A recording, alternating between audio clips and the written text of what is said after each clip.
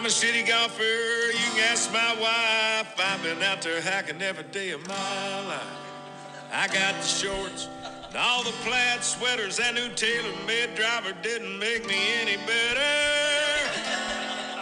Man, I hit 'em fat and I hit 'em thin.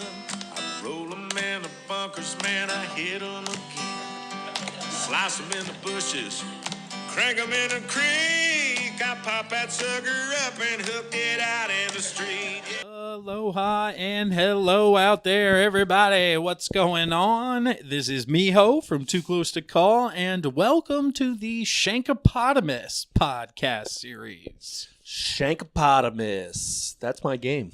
I shank 'em. 245, right down the middle. Not exactly. More about 260 sprayed all over the place. I get so much anxiety with the fucking water along this line, and then you get to the next hole and the water's down that line. I'm like, oh, fuck. How do I miss right on one hole and then left on the next hole? Dude, anxiety. Because I have no idea where my ball is going, ever. Well, you and apparently the PGA Championship champion, Brooks Koepka, both enjoy to go swimming from time to time. Yep. Dude, that interview with him, he became my favorite golfer. So no free publicity out there, but Koepka went on the Part of My Take podcast and gave like a 35-minute interview or so, and he is pretty much just a bro who is really good at golf. Yeah. I mean, they love Blake Bortles because he's a bro, but Brooks Koepka is the best at what he does and is a bro. It's unbelievable, man. Some of his answers, they were asking him about the PGA Championship and why he's so good at majors, and his response, more or less, we're paraphrasing because he wasn't this big of an asshole, but he basically said half the field can't win majors just because they're not all mentally there.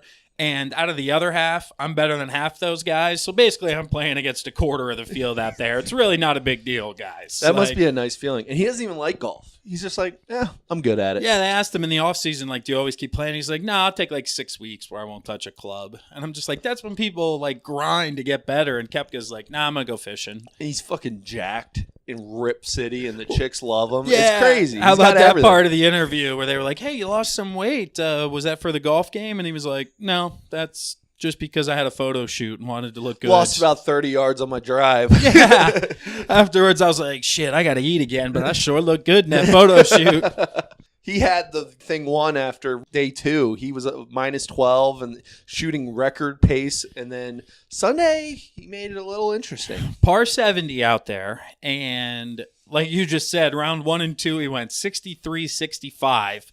And this thing was pretty much done. He was just cruising to the finish, shot par in round 3, was still up 7 strokes, but then the winds came on Sunday. And that's where he got lucky that he was so far ahead because nobody really put up a good score. The only guy to really shoot well that was close to contention was Dustin Johnson. Yeah. And he was 1 under. Right. Which was 3 strokes better than most of the other top guys. And Koepka shot a 4 over 74, but coming down the stretch, it got to only a 1-shot lead, and then DJ flew a green long, bogeyed a hole, was back to 2, and then, again, kind of like Tiger in the Masters, when you're up 2, coming down the stretch, it's more like, hey, par bogey. You don't take risky shots. Yeah, and you can even dub one, like, just putt the damn thing the whole way there, and these guys will get bogey on these holes after they drive it to the fairway. So the leaderboard at the top, though, man, Koepka, Johnson, and Spieth. I honestly didn't know Spieth was in third. It was 6 strokes off the pace, so he was never in contention, but still, man,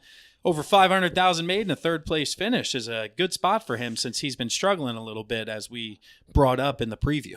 For sure, and he was going for the Grand Slam there. Didn't get it, so he's going to have to wait another year. Brooks wins his 3rd PGA championship. He really came out of nowhere because you always had that Spieth, McIlroy, Fowler thing, and Dustin Johnson, and then all of a sudden Koepka's there just winning all these tournaments. Florida State University for Koepka. He's a Florida kid, so these tough courses around the country, he's like, yeah, no sweat. Like, again, in the interview, he was like, yeah, my caddy's just like, pretty much aim here. That's cool. I hit like a nice little fade. So throw it out there, make a putt or 2. You're good to go. So he hasn't won the Masters or the British.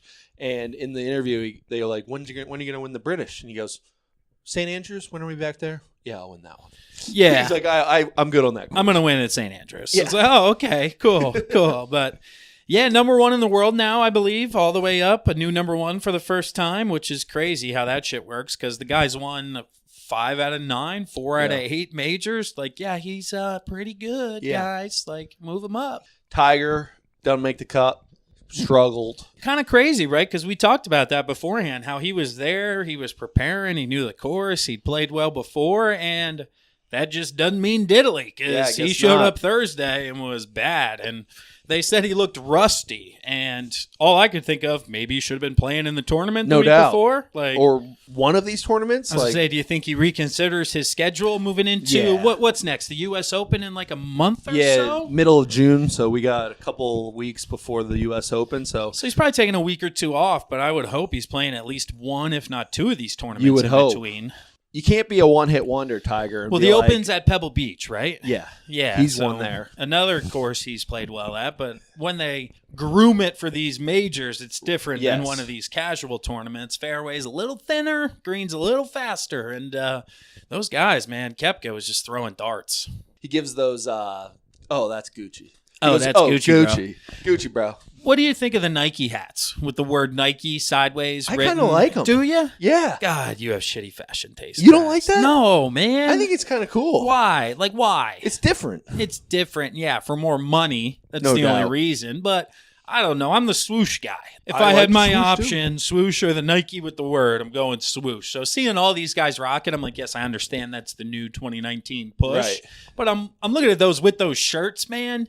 Nike's got a lot going on there. And even Koepka, sometimes I was like, dude, you're a good-looking cat who's in shape, but what is this, a bachelor party? What are we doing here? Like, I like the new Nike golf look. I have a shirt on right now, the half collar, the no collar. I'm a big fan of it. Okay. Big fan of what Nike's doing. And I actually thought about buying one of those hats. I really liked it. I thought I'd bring that up and hear about it. But, yeah, man, Koepka dominates. This is the Shankapotamus series.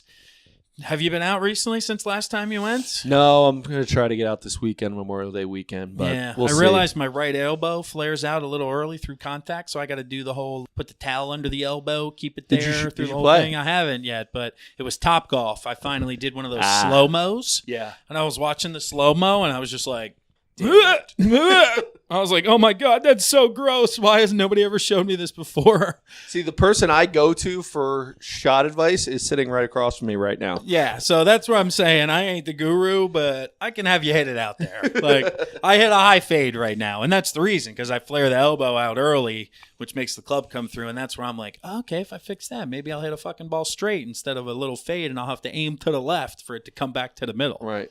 I shot my first in the 80s last year, and I attribute that to you because we went and practiced the one day. You were knocking down some putts. Yes, I was. Yeah. Yeah. Felt good. Drive for show, putt for dough, Pags. Absolutely. That's what we'll leave you with. But this is Miho, Too Close to Call.